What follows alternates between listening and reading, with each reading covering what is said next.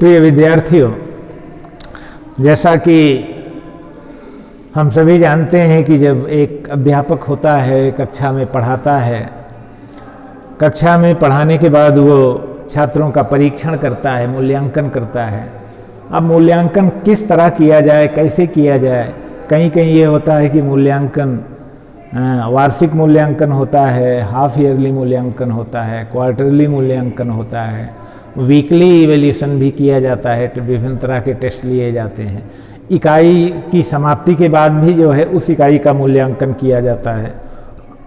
कहीं कहीं जो है एक सामान्य तौर पर मान लिया जाए तो गृह कार्य के रूप में डेली मूल्यांकन होता है। उसी तरह हम देखते हैं कि प्रत्येक कालांश में भी मूल्यांकन होता है। कालांश 40 मिनट का कालांश है, उसमें भी अध्यापक प्रश्न पूछ करके त्वरित मूल्यांकन करता है। तो मूल्यांकन की अनेक पद्धतियां हैं, लेकिन सामान्य रूप से अगर लिखित मूल्यांकन हमें बच्चों का करना है या मान लीजिए मंथली टेस्ट हमें करना है, तो हम वो टेस्ट कैसे करेंगे, किस तरह करेंगे, किस आधार पर प्रश्न पत्र का निर्माण करेंगे, या मान लीजिए एक इकाई पढ़ाने के बाद हम मूल्यांकन बच्चों का करें तो कैसे करें। तो ये एक प्रकार से आपके प्रश्न पत्र निर्माण की एक कला है, ब्लूप्रिंट तैयार करना। अब जब हम देखते हैं कि ब्लूप्रिंट हम कैसे तैयार करेंगे, किस प्रकार तैयार करेंगे, तो इसके लिए हम देखते हैं कि ब्लूप्रिंट तैयार करने के लिए मुख्यतः 3 आधार होते हैं। कौन कौन से आधार होते हैं? जैसा हम देखते हैं कि ब्लूप्रिंट बनाने के लिए सबसे पहला आधार जिसको हम कहते हैं शिक्षण उद्देश्यों के आधार पर। पहला है शिक्षण उद्देश्यों के आधार, शिक्षण उद्देश्यों के आधार पर।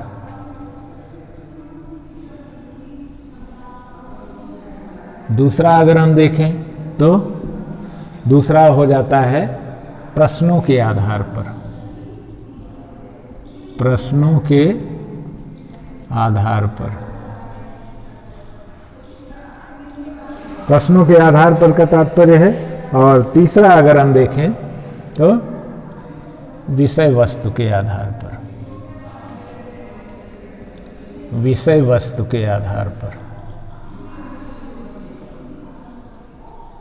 अब ये 3 तरह के जो आधार आपके तैयार किए गए हैं, इन 3 तरह के आधारों को तीनों के आधार पर ही किसी टेस्ट का या परीक्षण का निर्माण किया जाता है। अब इन तीनों के आधार पर जैसे हम ले लें, यहाँ पर हम ले लें किसके आधार पर?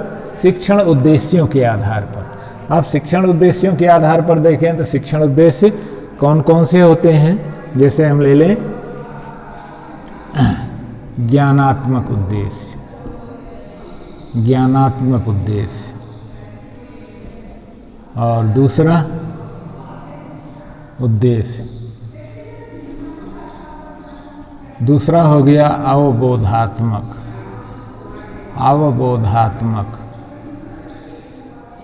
तीसरा हो गया आपका, या जिसको अर्थ ग्रहण भी कहीं कहीं कहते हैं, अर्थ ग्रहण। इसको इंग्लिश में क्या कहते हैं? नॉलेज। इसको क्या कहते हैं?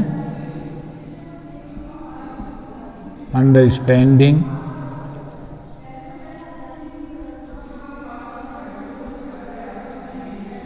अंडरस्टैंडिंग।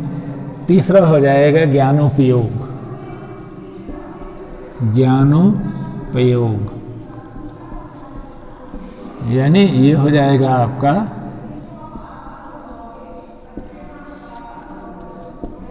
एप्लीकेशन। और चौथा जो होगा वो क्या होगा? चौथा ले लें, चौथा हो जाएगा कौशल, यानी स्किल। ये आपके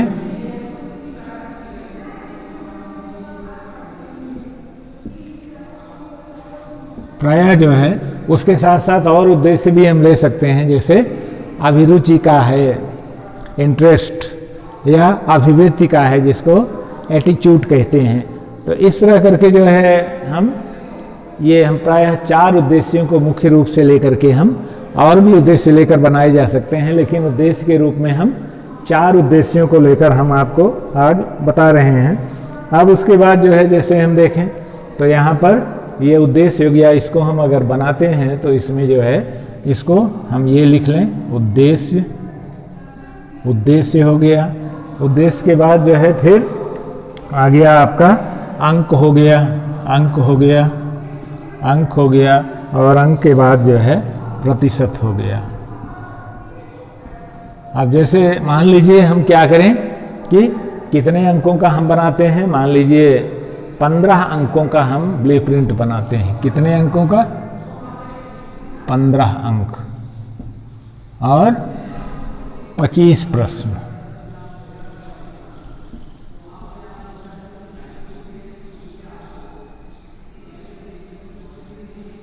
पंद्रह अंक 25 प्रश्नों का हमें निर्माण करना है और उनके कुल अंक कितने रहेंगे? 15 अंक रहेंगे कुल। इस बेस पर अगर हम करते हैं तो उद्देश्य के आधार पर मान लीजिए पहला उद्देश्य क्या है? ज्ञानात्मक उद्देश्य, और इसके हम सर्वाधिक अंक लिए जाते हैं ज्ञानात्मक के। अगर 15 प्रश्न है तो 15 प्रश्न में प्रयास ये करें कि हम कम से कम 6-7 प्रश्न ज्ञान के दें, उसके बाद अन्य उद्देश्यों को हम देते हैं। तो इसके आधार पर अगर हम देखें तो कुल जो है कितने अंक का है, ये यहाँ पर जो है